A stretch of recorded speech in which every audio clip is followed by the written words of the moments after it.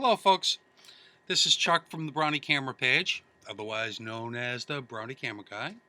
And today I want to talk a little bit about the Brownie Target 620. This camera was extremely popular when it first came out in 1946.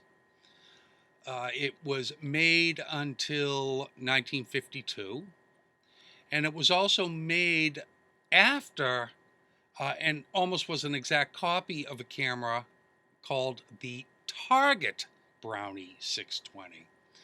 So when you're looking to find out what kind of camera you have, sometimes it pays off to really read carefully the front of the camera.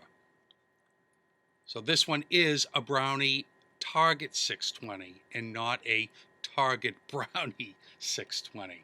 Kodak did that with a lot of their cameras, but a lot of their Brownie cameras especially. This camera gets quite a few questions about how to open it. Or I should say, I get a lot of questions from people who contact me about how to open it, because it doesn't open in a conventional way. But first, let's go over this camera a little bit. This has a big negative size of 2 1/4 by 3 1/4, which makes this really a camera that was used to do contact printing. It wasn't really at the time. It wasn't really used to enlarge. It was big enough to contact print. It has, of course, its regular meniscus lens. This camera is also a little bit beyond what the other box cameras were right before it, in that the shutter, which is right here, on some of the older box cameras, if you did the shutter, it stopped. But on this, in other words, the shutter would go down, and then you would have to do it the other way. For instance, here's another camera with that feature. This is an older box camera, but if you click the shutter up, then you have to click the shutter again. So you have to remember to roll your film, and a lot of times people would do double exposures, whereas this one, I know this doesn't seem like that big of a deal, but at the time it was. Shutter goes, and then that goes up on its own. That's kind of cool. This also had this little slides out, and then if you can see the shutter stays open. So that's sort of a B setting, but only as long as you hold the shutter. Then it closes. Also, and let me see if I can show you this easily by keeping the shutter open. Whoop.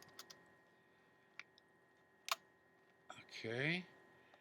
On the tab up here, if you can see that, there's 2 f-stops. So that's the smaller one. That is around f16.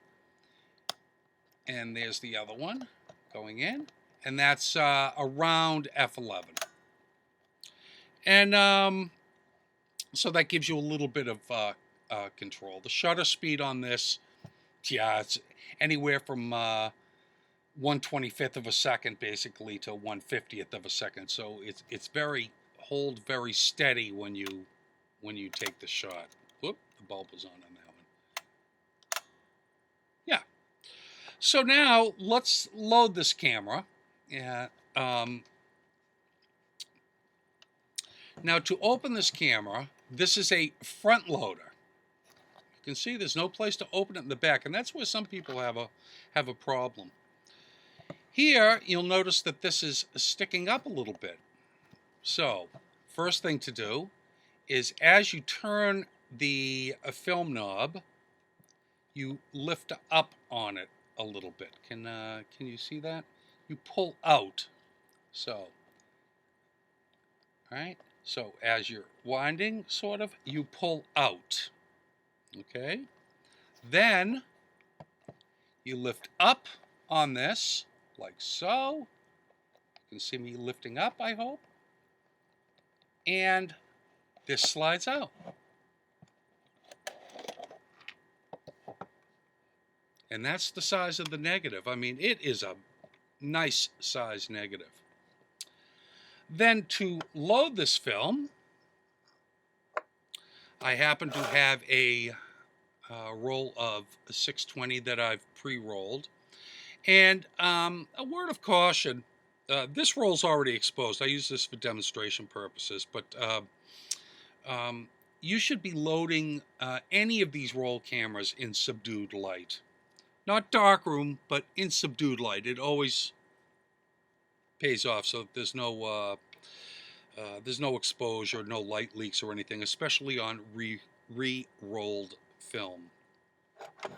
So we put the film so that it's coming out like so in the top, and that will be held into place by these little springs that are here. Then what I do, many people do it differently, but I start to roll this. There's quite a bit of leader on this, so I'll roll this onto the take-up spool. This makes it a little bit easier. So I know it's on there and it's tight. Then I go around just like so. Go around just like so, and it snaps right into place. And there's again, there are springs that hold that in place. So now, turning it right side up again so that you can see that there is that's where the winder is going to go in. There's only one way to put this back in too because of the viewfinder. This slides in. You don't have to do the button or anything. Slides carefully in, right into the slot, and snaps into place. It's as easy as that. Then, this, as you turn it, will go into the spool so that now it is going to advance the film, and you wind it counterclockwise. And let's see if we can show this. You wind it, and you wind it, and you can see the film moving there. Let's see. Let's see if you can see that. You keep winding. It's really, you wind it quite a ways, actually. And you wind, and you wind, and you wind. And there's some arrows coming through, so you know you're getting close.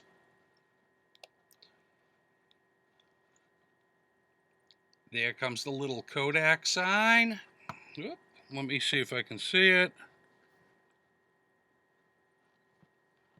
And there's the number 1. So you see a little number 1 in the box. This camera is ready to go. I normally will use 100 film. Unless I'm out shooting when it started to get dark out, I might use 400. But I primarily use 100. And even though you saw me roll this with color film, I normally shoot black and white because I process my own film. And so there you have it. There is the Target 620. It's ready to go. A great camera to use. A lot of fun to use. Nice big negatives. And takes surprisingly, all of Brownie's take surprisingly sharp photographs. Well, all right, folks. Go out, load your camera, and use it. I'll talk to you all later. Bye-bye.